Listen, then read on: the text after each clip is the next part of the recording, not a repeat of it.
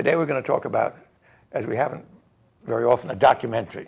There's a documentary called Roman Polanski, Wanted and Desired, and it has been shown fairly widely on HBO.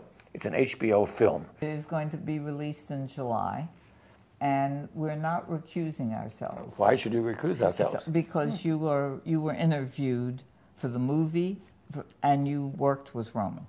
And I'm in the movie. And you're in the movie, excuse me. He's also in the movie. And he is wonderful.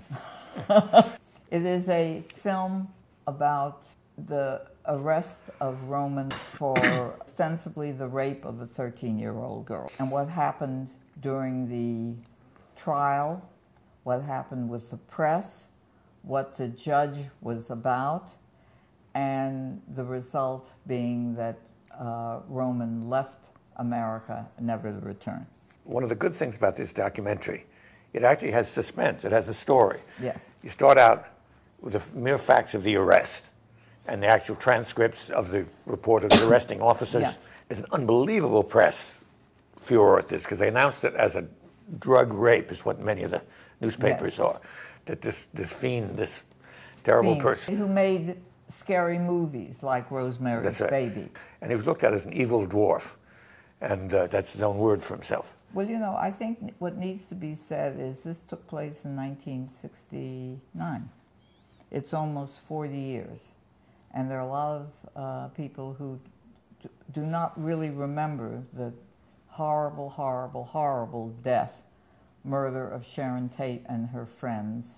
And when he was arrested, there had not yet been the arrest of the Manson people. Though Roman was in London, they felt that somehow his spirit, or somehow, I mean, nobody thought he did the murders because he was in London. What it really is a condemnation of the press. And we live now where there is no privacy for anyone, whether it's Lindsay Lohan or Britney Spears or anybody. Let me get back to the movie. The case is assigned to a district attorney who looks incredibly like Robert Redford. Yes. He was picked by the state because he was a young, tough attorney who they figured would be very hard on Roman. Roman has a lawyer, on the other hand, who looks exactly like Sam Waterston. Very soft-spoken.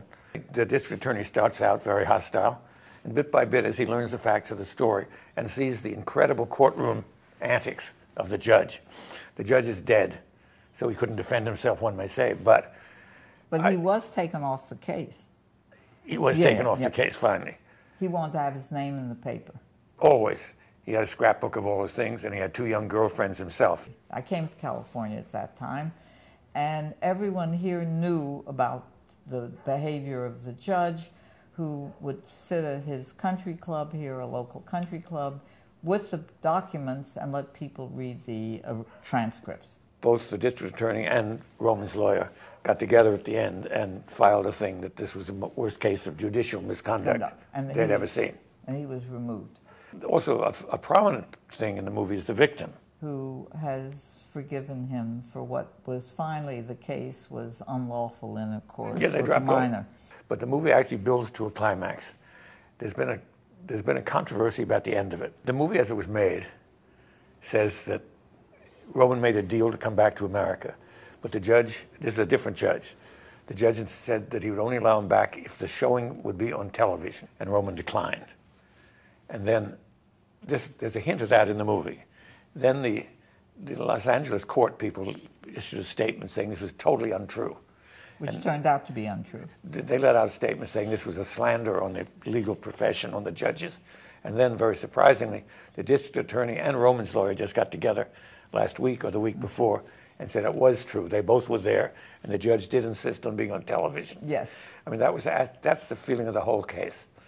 The Painted Bird, you know, Yossi, is really Roman Polanski's story. His parents were shipped off to a concentration camp, and he was brought up as a little child by himself in Poland. She doesn't make enough of it to say, well, look, you know, he's been badly treated in his life. No. There's none of that. It does not go in for justification of Roman.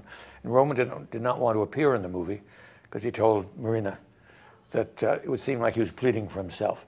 It's very interesting. This movie, although it doesn't plead directly, certainly shows him straightforwardly in every way as a victim of injustice. The title is Roman Polanski, wanted and desired. Near the end of the movie, there's a clip of him being invested into the French Institute of Letters, Yes. which is very ceremonial, almost medieval pomp. Roman is being applauded. This was last year, Andy Brandsburg says on camera, and that's Roman Polanski.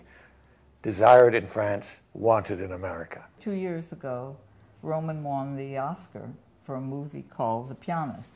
He is a great artist, and he was treated unjustly in our country.